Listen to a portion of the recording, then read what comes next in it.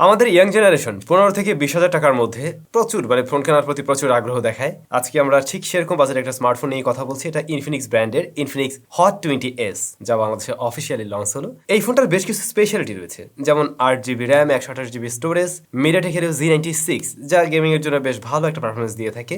দেন এটাতে কিন্তু full HD plus রেজলিউশনের 120Hz হাই রিফ্রেশ রেটের ডিসপ্লে রয়েছে।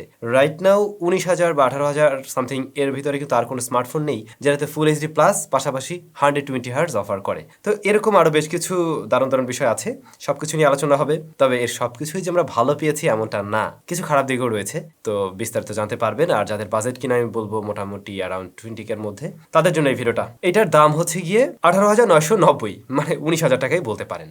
স্মার্টফোনটি কিন্তু বাংলাদেশে জাস্ট দুটি কালার ভ্যারিয়েন্টে লঞ্চ হয়েছে, সনিক ব্ল্যাক এবং টেম্পো ব্লু। এইটা মেবি সনিক ব্ল্যাক। রেয়ার প্যানেলটা একদম ফ্ল্যাট টাইপের, বডি ফ্রেমটাও ওই যে ফ্ল্যাট টাইপের আমরা দেখছি। তবে ইহা কিন্তু প্লাস্টিক দিয়ে তৈরি, ফিঙ্গারপ্রিন্ট বসে যায়। আর রেয়ারে আমরা হালকা একটা যে আলোতে এক ধরনের টেক্সচারের মতো লক্ষ্য করবো, যা দেখতে বেশ সুন্দর লাগে। একটা সানরাইজ প্যাটার্ন টাইপের আর কি রয়েছে। এছাড়া ক্যামেরা মডিউলটাও কিন্তু বেশ সুন্দর। পোর্টস বাটন নিয়ে বলতে গেলে রাইট সাইডে হোম বাটন রয়েছে, যা আবার ফিজিক্যাল ফিঙ্গারপ্রিন্ট স্ক্যানার হিসেবে কাজ করবে। এটা মোটামুটি ফার্স্ট অ্যান্ড একুরেটই ছিল। দেন এর উপরেই রয়েছে ভলিউম রকার, আর ফোনের টপে জায়গাটা একদম clean. Secondary noise cancellation mic এই ফোনে নেই। লেফট সাইডের সিম কার্ড স্লট, যেখানে দুটি সিম পাশাপাশি একটি মেমোরি কার্ড একই সাথে ব্যবহার করতে পারবেন।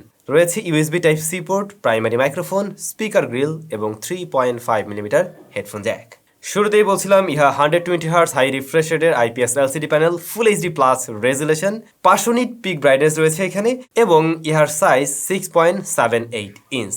তো বড়সড় ডিসপ্লেতে কিন্তু আমরা একটি সিঙ্গেল পাঁচল দেখবো, এই যে মাঝামাঝি পজিশনে। আইপিএস অনুযায়ী এর সাইজকে আমি ঠিকঠাক বলবো। ফোনটার লোয়ার চিনটা একটু হয়তো চোখে লাগতে পারে, এর বাইরে বাকি সবকিছু মোটামুটি ঠিকই বলা যায়, অর্থাৎ ন্যারোই আছে। এটা বেশ কালারফুল একটি ডিসপ্লে। আইপিএস হওয়া সত্ত্বেও এটা মোটামুটি কালারফুল বলা যেতে পারে, এবং টাচ রেসপন্সও কিন্তু আমাদের ডিভাইস থেকে আমরা ভালোই পেয়েছি। আর হচ্ছে গিয়ে ডিরেক্ট সানলাইটে কিছুটা কম দেখায় আর কি, বাট দেখা যায়। তবে লো লাইটে একটু শ্যাডো এরিয়াতে আপনি একদমই ঠিকঠাকভাবে দেখতে পাবেন। যদি কিনা খুব ভালো করে খেয়াল করেন, এই যে পাঁচল কাটাটি রয়েছে এর পাশে এবং কর্নার এরিয়াগুলোতে হয়তো আপনি হালকা একটু একটু শ্যাডো লক্ষ্য করবেন, যেটা আইপিএস এ কিন্তু অহরহ দেখা যায়। আমরা চেক করে দেখছিলাম 120Hz, যা এই স্মার্টফোন একদম ঠিকঠাক ভাবেই পুশ করতে পারছিল। তো বলতে পারেন একটা ফ্লুইড এক্সপেরিয়েন্স পাওয়া সম্ভব এর ডিসপ্লে থেকে। বাট এই সুন্দর ডিসপ্লেকে কি দিয়ে প্রোটেকশন করা হয়েছে সে ব্যাপারে জানা নেই। বলবো একটি প্রোটেক্টর আপনি ব্যবহার করুন।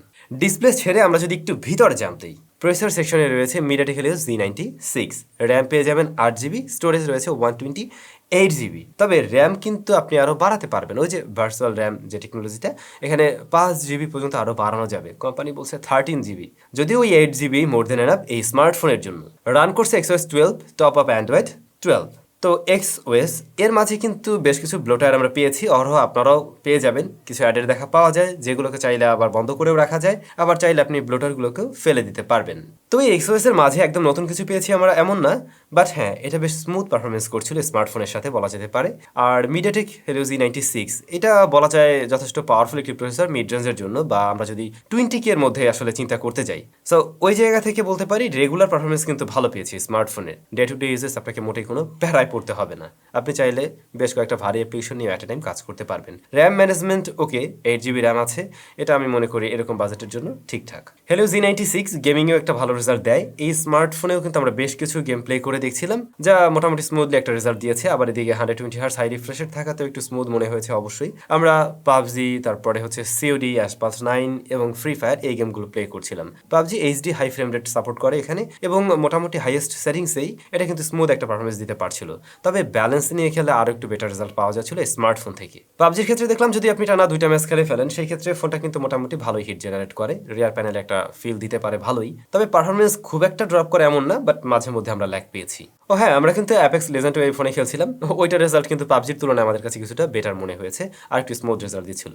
তবে ফ্রি ফায়ার, যারা ফ্রি ফায়ারেই খেলার চিন্তা ভাবনা করেন, এই স্মার্টফোন থেকে কিন্তু একদম টপ নচ রেজাল্ট পেয়ে যাবেন।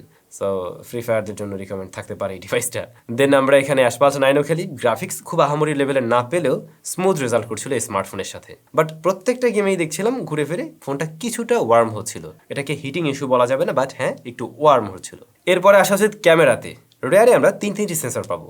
মেইন শুটার হলো 50 মেগাপিক্সেলের, পাশাপাশি 2 মেগাপিক্সেলের ডেপথ, 2 মেগাপিক্সেলের ম্যাক্রো শুটার রয়েছে, ফ্রন্ট ফেসিং ক্যামেরায় 8 মেগাপিক্সেলের শুটার। ছবির প্রসঙ্গে যাওয়ার আগে আমি বলবো, এখানে যদি একটা আলট্রা ওয়াইড দেওয়া হতো তাহলে মনে হয় সেটআপ নিয়ে আমার কোনো কমপ্লেন থাকতো না, বাট এখন একটু কমপ্লেন আছে সেটআপটা নিয়ে। যেহেতু এই স্মার্টফোনে আলট্রা ওয়াইড দেয়নি, তো ওটা নিয়ে কথা বাড়িয়ে লাভ নেই, আমরা একটু মেইন ক্যামেরা নিয়ে আলোচনা করছি। ডেলাইটে স্মার্টফোন দিয়ে বেশ কিছু ছবি তোলা হয়েছে, যেমনটা আপনারা দেখছেন। শার্পনেস ডিটেল বেশ ভালোই বলা যেতে পারে, মানে বাজেট অনুযায়ী ভালো বলা যেতে পারে, বাট আমরা একটু ওয়ার্ম টোন দেখছি না? বেশ কিছু ছবিতে একটু ইয়ালোস একটা টোন লক্ষ্য করা যায়। জুম করে নিলে আবার মনে হবে ডিটেল অনেকটাই কম, বাট এই ফোনের স্ক্রিনে যখন আপনি দেখবেন তখন কিন্তু আপনার কাছে মনে হবে বেশ ভালো রকমের ডিটেল ধরে রাখতে পারছে স্মার্টফোনটি। সেই সাথে আমরা মাঝে মধ্যে একটু কালার শিফটিংও দেখছিলাম, অর্থাৎ কিছু কিছু জায়গার ছবিতে আমাদের কাছে মনে হয়েছে একটু স্যাচুরেটেড করে ছবিগুলো দিচ্ছিল, আবার কিছু জায়গায় মোটামুটি নিউট্রাল ছবি দিচ্ছিল। আর এক্সপোজার ব্যালেন্স এবং ডাইনামিক রেঞ্জ এই জায়গাটায় মনে হয় আরেকটু বেটার আউটপুট দিলে ছবির কোয়ালিটিতে আসলে আমরা আরো বেটার কিছু দেখতে পেতাম। দেন এটাতে রয়েছে ম্যাক্রো শুটার, যা আসলে দুধভাত, ওগুলো নিয়ে না বললেও চলবে। পোর্ট্রেট মোড আছে, এজ ডিটেকশন মাঝে মধ্যে কিছু কিছু জায়গায় মিসম্যাচ করে, সেটা আপনারা জানেন। পাশাপাশি আমরা মেইন সাবজেক্টকে একটু সফট করতে দেখছি। মেইন ক্যামেরায় নাইট মোড ব্যবহার করা যাবে, নাইট মোড ব্যবহার করলে আলো বাড়িয়ে দেবে, হ্যাঁ ঝকঝক চকচক করবে, কিন্তু যদি কিনা হাইলাইট এরিয়া পেয়ে যায় তখন ওই জায়গাটা একদম মানে ওভারব্লোন করে ফেলে, এরকম টাইপের একটা অবস্থা, মানে আরো বেশি হাইলাইটেড করে ফেলছিল। তো যে জিনিসটা আবার দেখতে আপনার কাছে নিশ্চয়ই ভালো লাগবে না। পাশাপাশি আপনি যখন কিনা ছবিগুলো একটু জুম করে দেখবেন তখন বুঝতে পারবেন এখানে ডিটেলের পরিমাণ কম রয়েছে এবং গ্রেইনের দেখাও পাওয়া যায়। ফ্রন্ট ফেসিং ক্যামেরা রয়েছে 8 মেগাপিক্সেলের শুটার, যা লাইটিং কন্ডিশন অনুযায়ী কালার টোনটা শিফট করছিল, এরকমটাই আমার মনে হয়েছে। এর বাইরে মোটামুটি শার্পনেস ডিটেল ধরে রাখতে পারে হচ্ছে ডে লাইটে, বাট লো লাইটে বেশ সফট ছবি দেয়। আর ডাইনামিক রেঞ্জ সেটাও আমি খুব একটা ভালোর কাতারে রাখছি না। পাশাপাশি এক্সপোজার ব্যালেন্সে আরেকটু অপটিমাইজেশনের দরকার ছিল।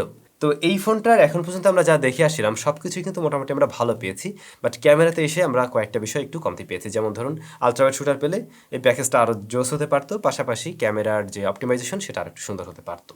ওকে, এবার যদি আমরা ভিডিও নিয়ে বলতে যাই, এই ফোনটাতে কিন্তু 2K রেজুলেশনে 30 FPS ভিডিও রেকর্ড করতে পারবেন। ভিডিও কোয়ালিটি একদমই অ্যাভারেজ পর্যায়ে রাখা যেতে পারে যদি 16 থেকে আমরা 20,000 টাকার স্মার্টফোনের সাথে কম্পেয়ার করি। একটু স্টেবলভাবে শ্যুট করতে পারলে এগুলো মোটামুটি কাজে লাগানো যেতে পারে।